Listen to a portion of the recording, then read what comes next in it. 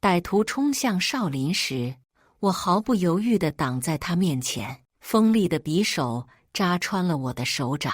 此后，我再也无法登台演出，我不得不退出乐团，整日庸碌地忙着繁琐的家务。后来，闺蜜顶替我的位置，演出时，白皙细长的手指像蝴蝶一样在琴键上飞舞。少林扫了眼我手上的细纹和茧子，忽然松开了手，手上的茧子比我妈的还多，难看死了。我把手指缩进衣袖里，没有说话。5周年纪念日那天，我被困在失火的蛋糕店，火扑来的瞬间，打给少林的电话终于接通。我听见他不耐烦的语气：“有什么事快说，新星演出马上要开始了。”我来不及说话，便被火焰吞没。再睁眼，我回到了歹徒劫持的那辆公交车上。亲情长相守，真情在人间。大家好，我是秋兰，欢迎观看《真情人间》。都别动，别让我看见你们耍什么花招，不然后果自负。刀刃反射的银光让我恍惚了一瞬，直到看见旁边容貌年轻许多的少林。站在他对面的中年男人神情狠厉，举起的手握着一把匕首。他倏然看向少林，刀刃抵着他的脸：“你再瞪一下试试。”我猛地反应过来，这是意外发生的那天，公交车上的歹徒偷盗不成，被人当场戳穿，恼羞成怒，掏出刀在车上封了般伤人。少林梗着脖子：“我瞪你怎么了？你以为我怕你吗？”歹徒面目狰狞地冲过去，身体下意识向旁边倾，然而脑海里浮现出少林嫌弃的眼神。我低下头，退到了后面，引入后排人群。前方传来凄惨的痛呼，歹徒狠狠将匕首扎进他的手掌，少林惨叫着在地面挣扎。周遭的人们终于反应过来，在恐慌的情绪中，几个男人冲上前制服了歹徒。我缩在后面，对上少林的眼睛，冷静地掏出手机，拨打120。上一世，我死在失火的蛋糕店。那天是我和少林结婚5周年纪念日，我过来取提前订好的蛋糕，因为店员的失误，蛋糕和另外的顾客搞错了。小姑娘连声道歉，而我看着手机，沉默一会儿说：“没关系，不着急。”半个小时前，好心发了条朋友圈，照片里少林捧着花束，笑着站在他旁边，配字：“感谢少哥今天又来捧场，希望等下能超常发挥。”两人姿势暧昧，凑得很近，他大概怕我没看到，特地设置了提醒我。我想了想，还是没给他点赞，反正少林也不是第1年忘记纪念日了。我在蛋糕店等了快半个小时，就在即将完成的瞬间，里面忽然响起一声爆炸般的巨响，火势蔓延得格外快，消防车被堵在路上，无法及时赶到。我困在大厅旁边狭窄的休息间，无法逃生，浓烟呛得我无法呼吸。我用最后的力气拨出最后一通电话，忙音响了几十秒，我以为要自动挂断了。少林接了：“你又有什么事？要还是说家里那点鸡零狗碎，我就挂了。你不知道欣欣今天有演出吗？我没时间浪费在你身上。”浓烟呛入鼻息，痛骂堵在喉间，我一句话都说不出来。少林啧了声，挂了电话。死前最后一眼，我看见火焰扑来，将我吞没，皮肤炙烧的疼痛一直持续到最后一刻，鲜血流了一地。少林被抬上担架，哀嚎着喊我的名字，我装作没听到，头也没回地走了。等救护车把他拉走，才离开现场，已经是仁至义尽。我回了排练室，准备练习阔别已久的大提琴。同事小蕊诧异地问：“少林不是今天约你出去吗？你们这么快就聊完了？”我漫不经心地回答：“没什么好聊的。”拿起琴弓，熟悉的感觉让我眼眶一热，差点落下泪来。上一世因为手伤严重，后来我再也没能拉过琴，只有我知道我有多么热爱它。小蕊察觉到我情绪的变化，走到我身旁，压低声音：“瑶瑶姐，你人刚走，我就听见好心给少哥打电话，哭了好一会儿。”我转头看了眼角落的好心，他闷着头，撞上我的视线后立马慌乱地移开。从我进门起，他的视线几乎定在我身上，想要从我身上观察出和少林有关的蛛丝马迹。我拍拍小蕊以作安抚，径自走向好心，他立马绽出灿烂的笑容：“瑶瑶，你这么早就回来了，我还跟少哥说要好好给你道歉，陪你啊！”我抬手一巴掌甩在他脸上，清脆的响声传遍排练室，周围的同事停下了动作，好奇地看过来。好心错愕地捂着脸：“瑶瑶，你怎么了？你别这么叫我，我恶心。”我冷冷撂下一句。他慌乱走上前：“你是不是误会了什么？我可以解释的。瑶瑶，你相信我，别乱想。”我嗤笑一声：“误会？我有什么可误会的？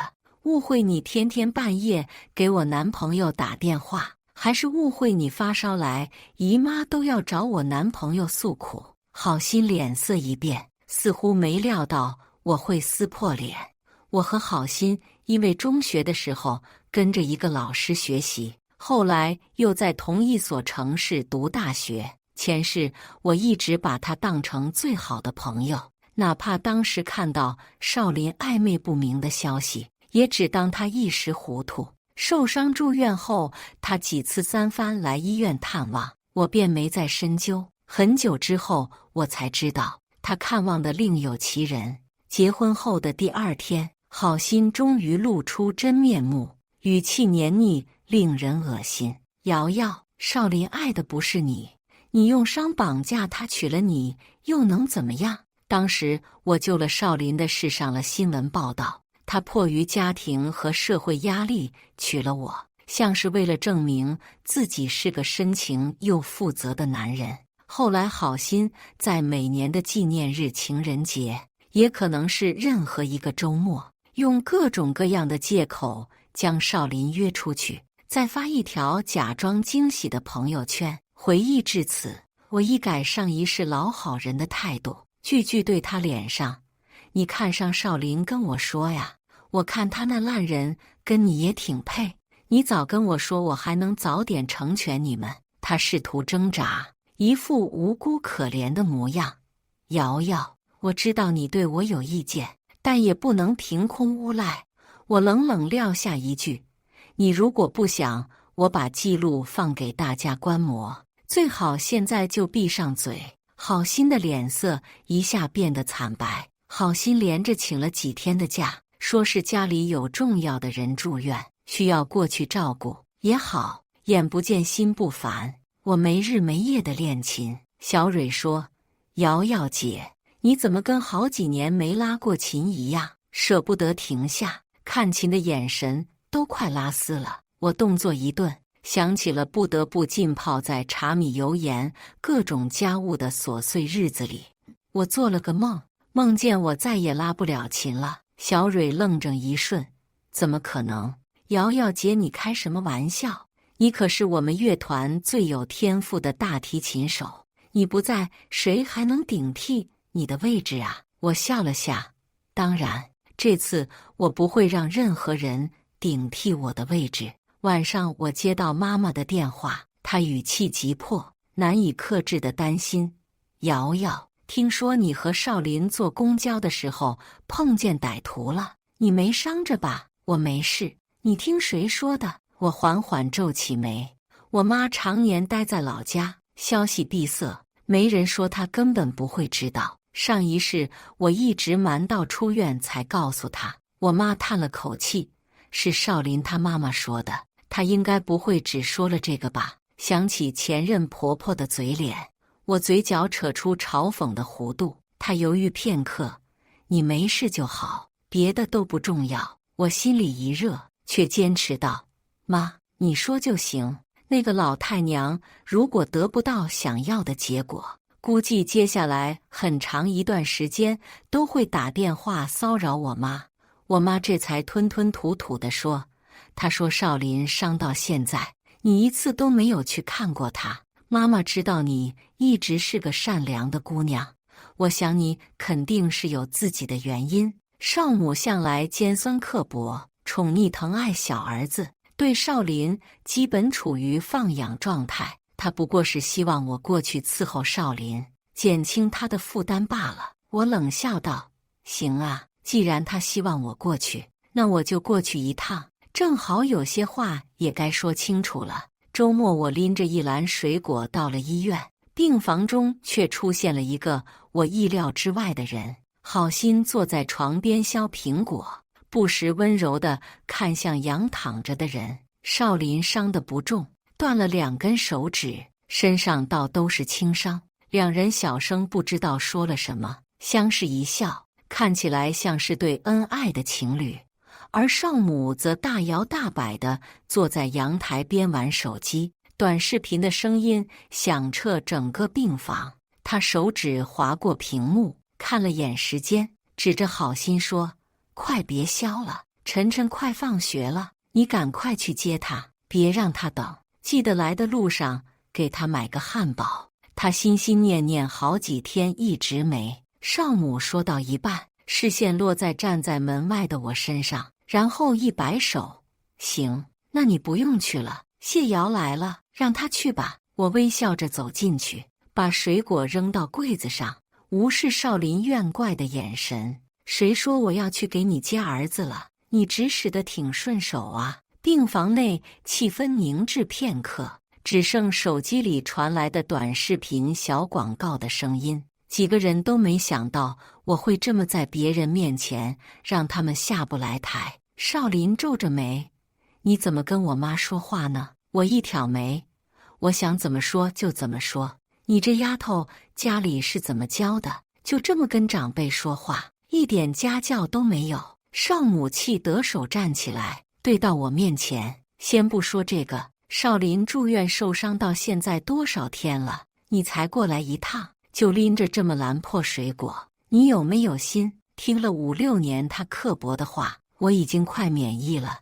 你要是嫌弃，我走的时候也可以带回去。他一口气哽住，差点没上来。好心好不容易逮着时机，赶忙凑上来献殷勤：“阿姨，你别生气，气坏了身体可不值当。”瑶瑶，你也真是的，明知道阿姨身体不好，还故意说这些话气她。我眉梢一扬，不置可否。少母看了眼好心，立马又说：“你看看，你知不知道人好心这几天日日夜夜在医院，为了照顾少林，连觉也睡不好。我看你要是继续这样，也别想进少家的门。”终于步入正题，我立马接话：“看来我们在这件事上难得能达成一致，挺好。”他一怔：“你什么意思？”我笑了笑：“没什么意思。我看他俩情投意合，打算退出，正好也不在您老人家面前碍您的眼。”我把水果分给了排练室的同事。小蕊长大了嘴巴，一脸不可思议：“你还真把水果又拎回来了？”我轻笑一声：“不能便宜了他们。再说，嫌弃的不是他们吗？”他乐了好半天：“不是，我的意思是有点想象不出来你能做出来这事，感觉你最近变化挺大的。”我没再说话，只是笑着。上一世的我总是忍气吞声，替别人着想，最后落得凄惨的下场。不过我倒是觉得你这样挺好的。小蕊拍拍我的肩膀：“对付这种人就是要脸皮厚一点，不然迟早让他们爬到头上来。”我没忍住，又笑起来。半个月后，乐团开了个会，好心在开始前抵达办公室，我们对视一眼，他挑衅似的冲我挑了挑眉。副团长张雅宣布接下来到剧院的演出计划，首席大提琴还没定，原本的首席乐手在上个月退出了乐团，现在空出来的位置需要有人补上。众人视线纷纷望向我，张雅视线一顿，说：“初步决定是在议题里面的谢瑶和郝欣之间选，希望你们接下来都能好好表现。最晚这个月底，人选必须定下来。”话音刚落，同事们小声讨论，视线不时落在我和郝欣身上。在上一任首席准备离开的时候，乐团里基本默认这个位置是我的。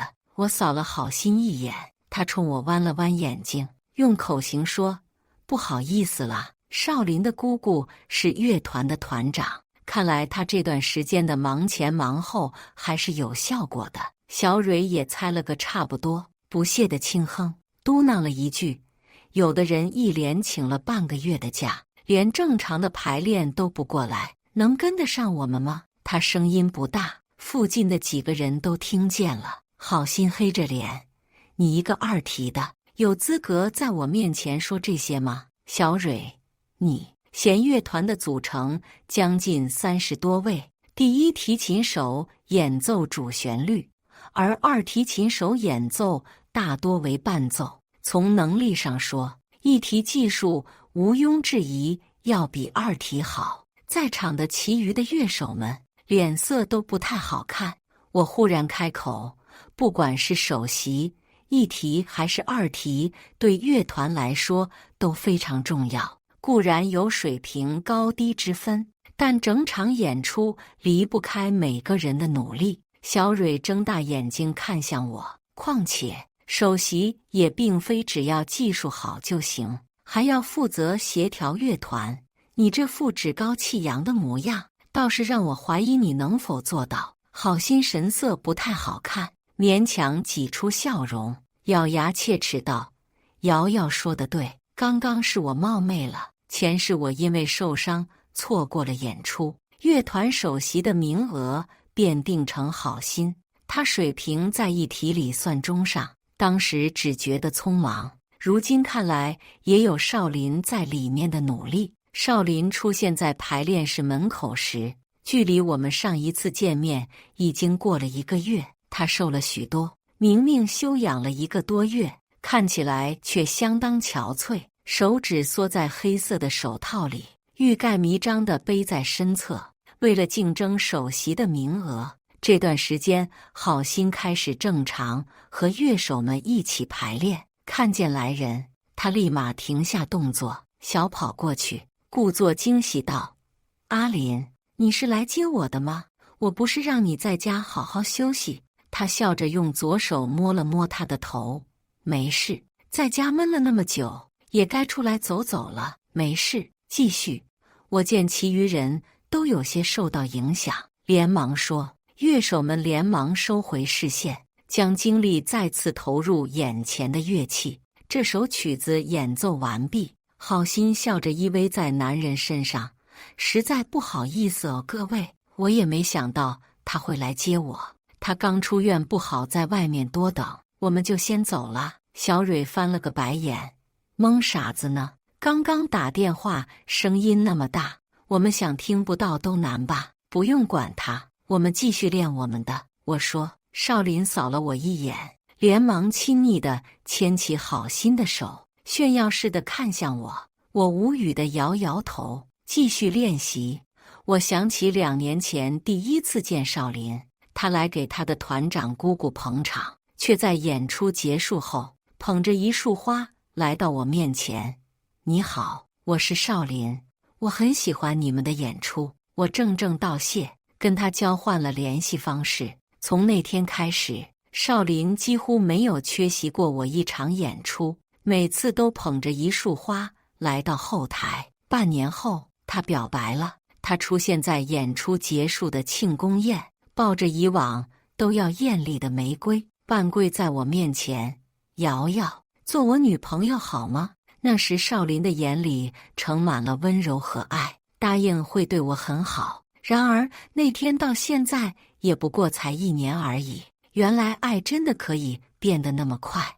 我几乎把所有的时间都用在了练琴上，小蕊说我为了和好心争这个首席的位置，快走火入魔了。好言相劝，张雅就是给团长一个面子，难不成还真让好心上？别说首席，就他现在这个排练进度，二题都够呛吧？乐团的每一次演出的背后，每个人都付出了努力和汗水，演奏水平尚且是其次，与其他乐手的配合才是重中之重，一分一厘的差错都可能影响整体。前世好心还知道练习，现在却连排练都不屑来了。就算张雅真想让他上，也是有心无力。我笑了笑，我从来都没把他当作竞争对手。一个对这行毫无敬畏心和责任感的乐手，早晚会被淘汰掉。顿了顿，我触摸着琴弦，缓缓说道：“我只是觉得练琴的时间真的太珍贵了。”小蕊怔怔地迎上我的目光：“我们不是每天都在练琴吗？”瑶瑶姐，你说的好像没有以后了一样，怪吓人的。没有，我只是想起来以前，当时差点放弃，不过还好坚持下来了。我深呼吸一口气，拍了拍她的肩膀：“没什么，就是感慨一下。”小蕊眼眸暗了暗，像是想起了往事。大家应该多多少少因为各种各样的原因想过放弃吧。像我刚开始学的时候，老师还说我没天赋，让我趁早去学别的。谁又能想到我一直学到了今天呢？我安慰道：“能够坚持到今天已经很幸运，更幸运的是我们以后的时间还多的是。”他笑起来，挥了挥拳头：“那是当然。”时间来到月底，张雅在乐团所有人面前宣布首席是我。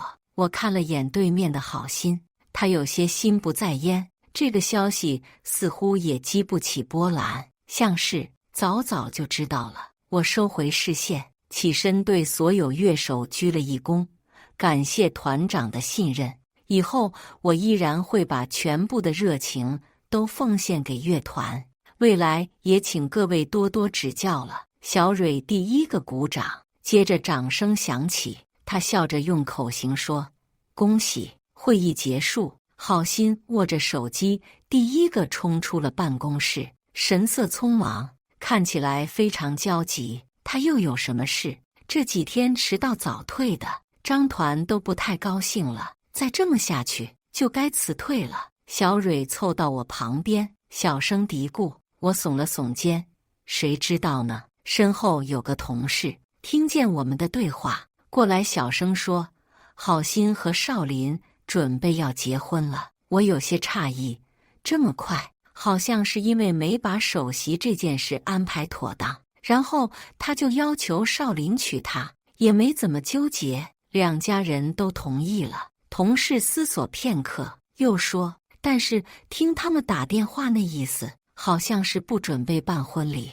小蕊倒吸一口气，这也太草率了，才在一起多长时间就结婚了？两人吐槽着，倏然意识到什么，连忙闭上嘴，小心翼翼地观察我的反应。我忍不住笑了，我没事，他俩在一起挺般配的，一个扎一个箭。3天后的下午，好心拎着一袋糖果在排练室分：“我要结婚了，婚礼准备在国外举行，就不邀请大家了。今天也是我最后一天来上班，跟大家同事一场也算缘分。临走前把喜糖给大家分一下，私下吐槽归吐槽，但面子上总要过得去。”他走到我面前，我微笑着说：“恭喜你，糖我就不收了。”好心收回手：“你现在估计心里很恨我吧？把你的男朋友抢走了。”我挑了挑眉，没说话。首席你赢了，但是我赢了少林。其实他早就不爱你了。你每天除了练琴还是练琴，连通电话都没时间给他打。男人不牵着，容易被别人趁虚而入。这是你给我的机会。他呼出口气，不管怎么样，现在总算尘埃落定了。你可以继续练琴，我也可以过我想过的生活。刚说完，手机铃声响起，郝欣皱起眉看了一眼，背过身去接通。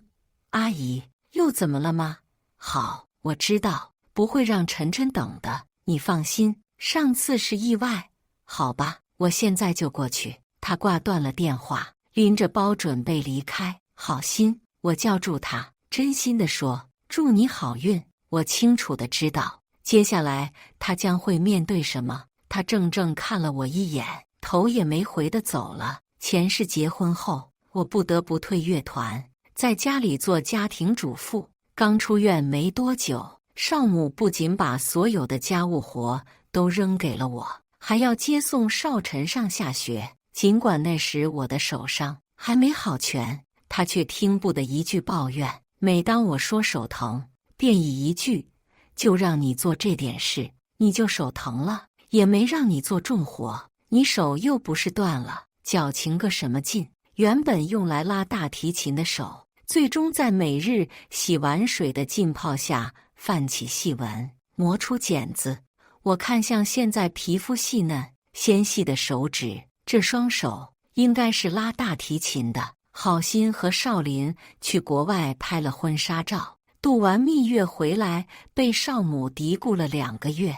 不是他非要跟到医院照顾的吗？嘴上说着喜欢，实际不还是图我们家的钱？随便找家店拍了就是，还非要到国外去，那么贵都能给晨晨买10几个玩具了。还有啊，这丫头做个家务活还不愿意，嘟嘟囔囔的埋怨我。那不然娶她进门干什么？以为我少家门是那么好进的？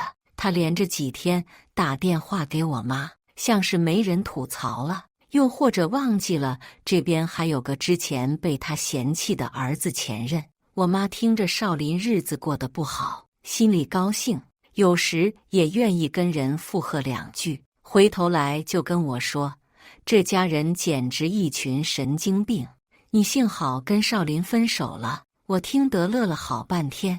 郝欣这一世的朋友圈几乎全被家庭琐事占满，每天做的菜，大扫除后的家，有时刷到我都要恍惚几秒，然后才反应过来。这天刷到一张照片，中心是贴了创可贴的手背，指腹还沾着一块血色，配字做饭时不小心切到了，被自己蠢哭了。我点了个赞，然后拍了张排练室的照片也发到朋友圈，学着好心的语气，终于结束排练了，为下周的演出努力中。想了想，我在下面艾特了好心，他很快回复，你什么意思？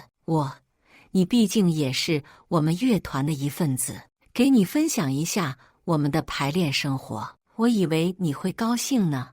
你要是不喜欢，下次我就不发了。好心没有再回，然而少林却罕见地给我点了个赞，并在下面留言，别管他，排练加油。我没回。排练结束，我们一行人去聚餐，同事订了包厢，我趁他们聊到兴头上的时候，悄悄去把账结了，却听到身后响起熟悉的声音，不是，你没看到我手被割伤了，让你给我包个虾，就这么麻烦？右手不行，你不是还有左手吗？好心瞪着对面的少林，我每天给你们家忙前忙后，现在纪念日出来吃个饭，让你给我包个虾，是要你命了。少林气得手抖，你要是不想吃就滚。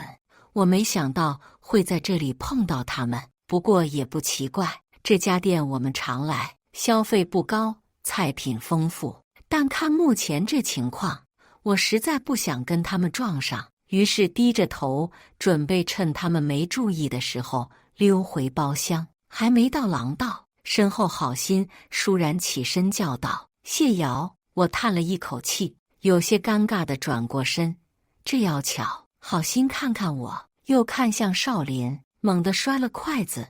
好啊，我说你怎么非要来这家店？原来是想来找他是吧？少林神情难看，你别发疯，我们排练完过来聚餐，同事都在那边，你要去看看吗？我淡淡说道。他抿着唇，依然紧绷着。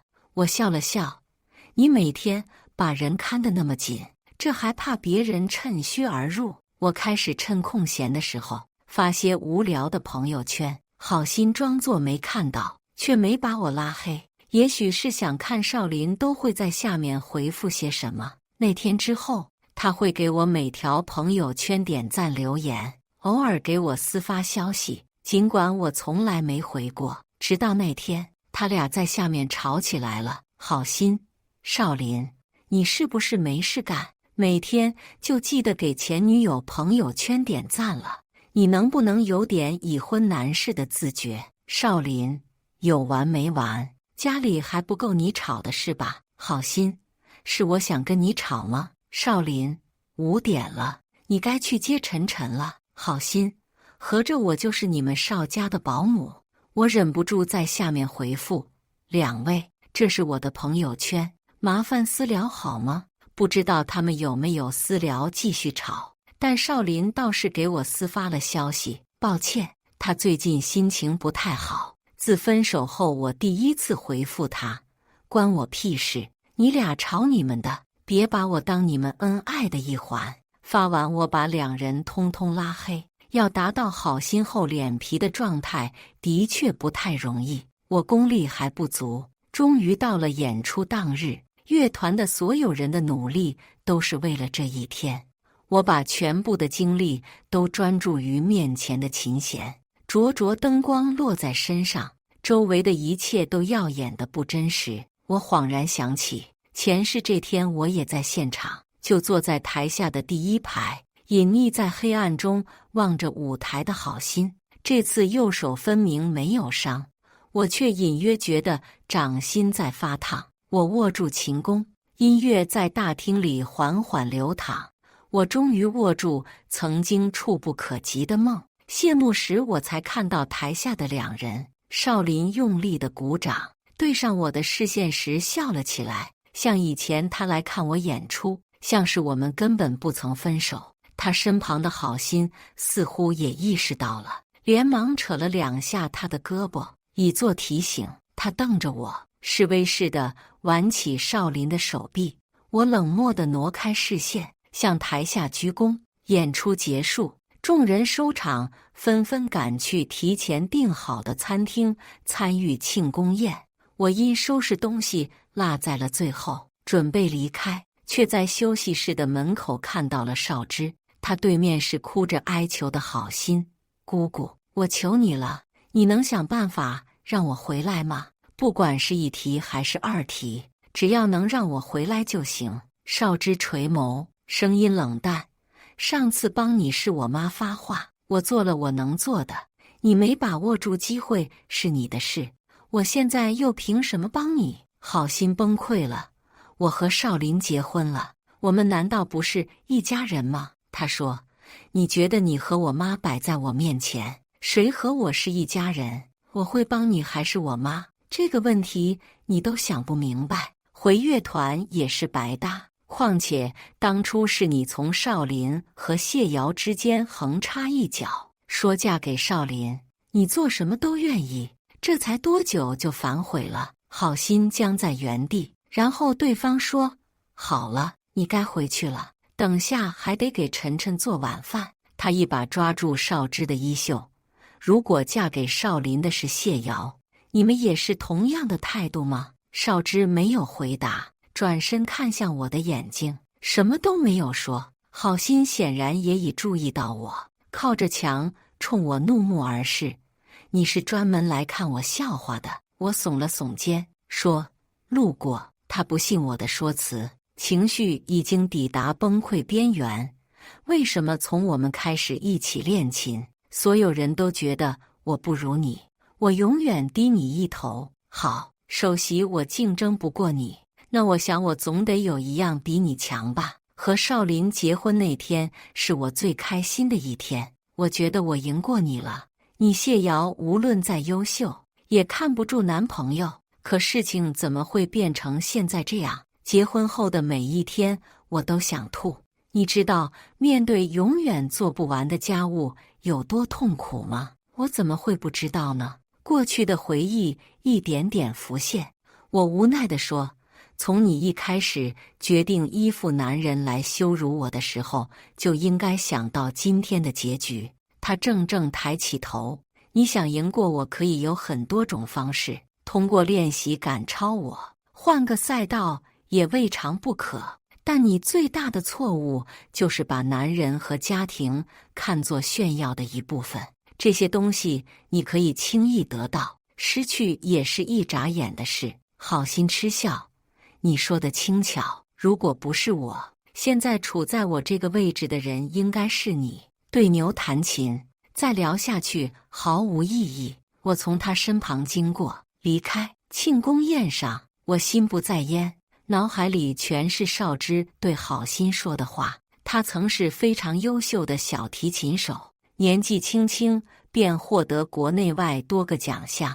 那些话如果不是我亲耳听到，大概很难想象出自他之口。想什么呢？来这半天也没见你说话。小蕊碰了碰我，关心地说。我摇了摇头，没事，可能是最近太累了。他立马说，我就说你前段时间太拼了，恨不得住排练室一样，早晚得把身体熬出毛病。这几天好好在家休息吧。我笑了笑，是得休息几天了。过了会儿，我轻声问小蕊，你为什么要进这个乐团？小蕊愣了片刻，似是没想到我会这么问。她想了许久才说，其实没什么特别的原因，只是毕业的时候刚好在招人，然后邵老师又蛮出名的，我就来了。正常又普遍的理由。那你想过离开这里去别的地方发展吗？他一顿，转头看向我，如果有更好的地方，当然会呀。小蕊什么都没问，只是笑着看我，像是在对我说，我理解你的决定。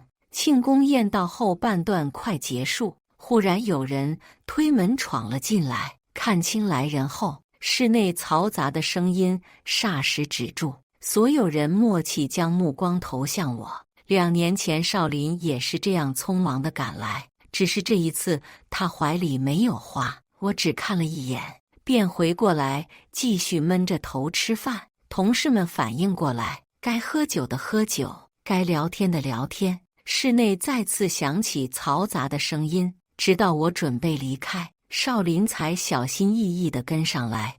瑶瑶，恭喜你，今天的演出特别精彩。我皱起眉，别这么叫我。他神色僵了僵，像是恍然未闻。我听说你最近练琴练的手磨出茧子，这是我托人从国外买回来的，听说特别管用。少林献宝一样掏出来一个盒子，期待地看向我。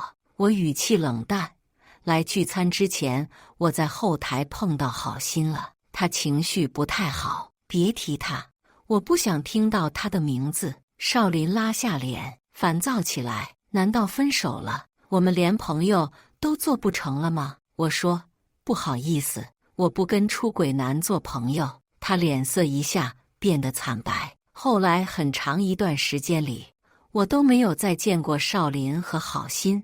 我在演出结束的2个月后离开乐团，创建了自己的工作室。经过慎重考虑，我仍然无法接受少之的话，即便这是好心自己选择的路，也不是将他视作邵家所有物的理由。小蕊在半年后来投奔我，我有些惋惜，毕竟他已经有机会升入一提。他笑着说，不是你说的吗？一场演出离不开每个人的努力，首席还是2提又有什么关系？重要的难道不是我们热爱这个行业吗？我说，那你还要离开？岂止是我想离开，现在乐团好几个人都打算走了，都是被少之逼得。提起这个，小蕊突然说，哎，对了，你知道好心和少林离婚了吗？我一怔，摇摇头。上个月好心和少之老公搞一起去了，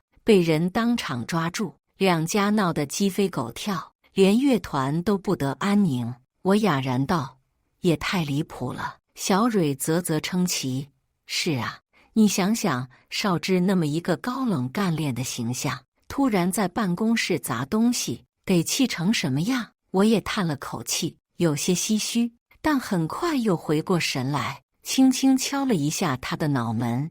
一天天净八卦，还不赶快练琴？他赶忙过来，故意捏着嗓子说：“来了来了。”八卦哪有练琴有趣？悠扬琴声在室内响起，从窗外飘荡到远方。感谢大家的观看，欢迎大家在下方评论区讨论。如果你喜欢这类故事，记得点击订阅《真情人间》，并分享给更多的人，这会对我帮助很大。再次感谢大家的观看。